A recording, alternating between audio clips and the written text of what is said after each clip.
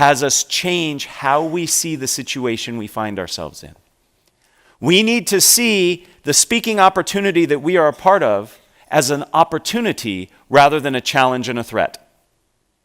When I coach executives on Q&A skills, when they go in front of the media or whatever, investors, they see it as an adversarial experience, me versus them. And one of the first things I work on is change the way you approach it. A Q&A session, for example, is an opportunity for you. It's an opportunity to clarify. It's an opportunity to understand what people are thinking. So if we look at it as an opportunity, it feels very different. We see it differently, and therefore we have more freedom to respond. When I feel that you are challenging me, I am going to do the bare minimum to respond and protect myself. If I see this as an opportunity where I have a chance to explain and expand, I'm going to interact differently with you. So spontaneous speaking situations are ones that afford you opportunities. So when you're at a corporate dinner and your boss turns to you and says, "Oh, you know him better than the rest. Would you mind introducing him?" You say, "Great, thank you for the opportunity," rather than, right? I better get this right. So see things as an opportunity. I have a game to play to help us with this. This is a fun one. The holidays are approaching. We all in this room are going to give and receive gifts. Here's how this game will work. It works best if you have a partner. So I'm hoping you can work with somebody sitting next to you. If there's nobody sitting next to you, you turn around, introduce yourself, great way to connect.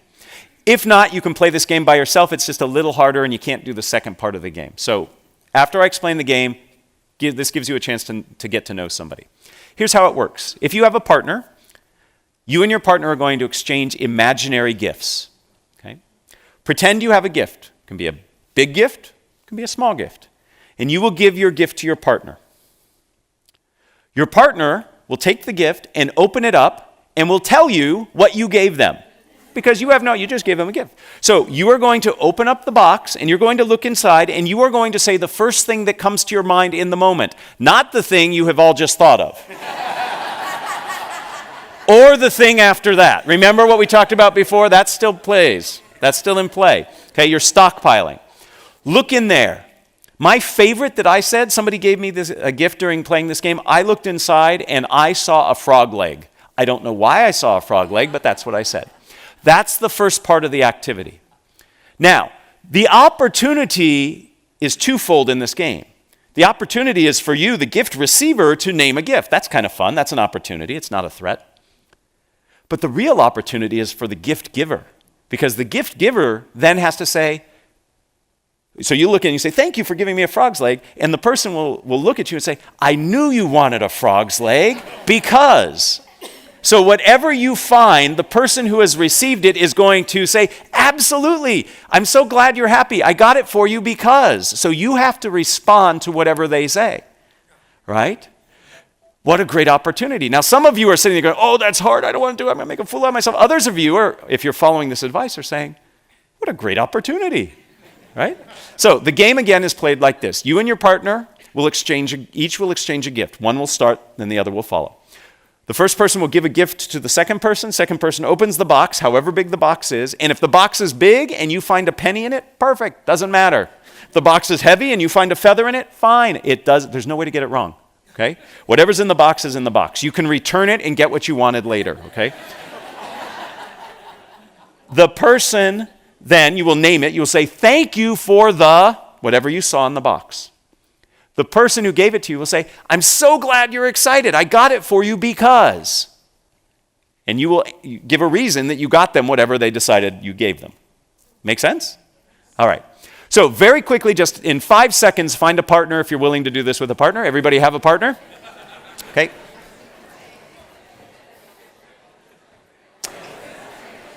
All right. In your partnerships, pick an A person and a B person. You may stand or sit. It's totally up to you. Pick an A and pick a B. Okay? B goes first. Ha, ha, ha. All right. B, give A a gift. B, give A a gift. A, thank them. And then B will name and give the reason they gave it to him.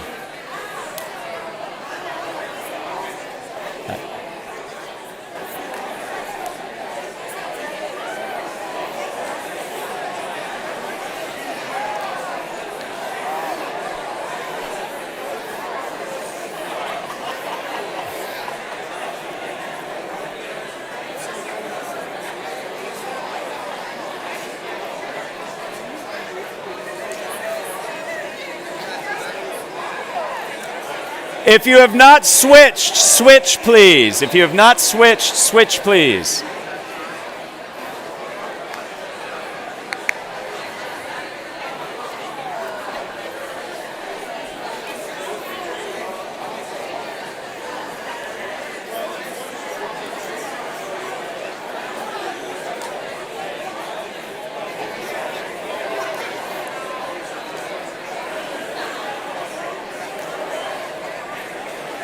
Let's wrap it up in 30 seconds, please. Let's wrap it up.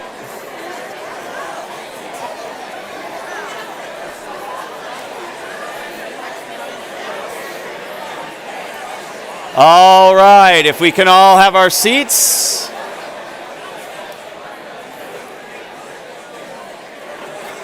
If we can all take our seats, please. I know I'm telling a room of many MBA alums to stop talking, and that's hard.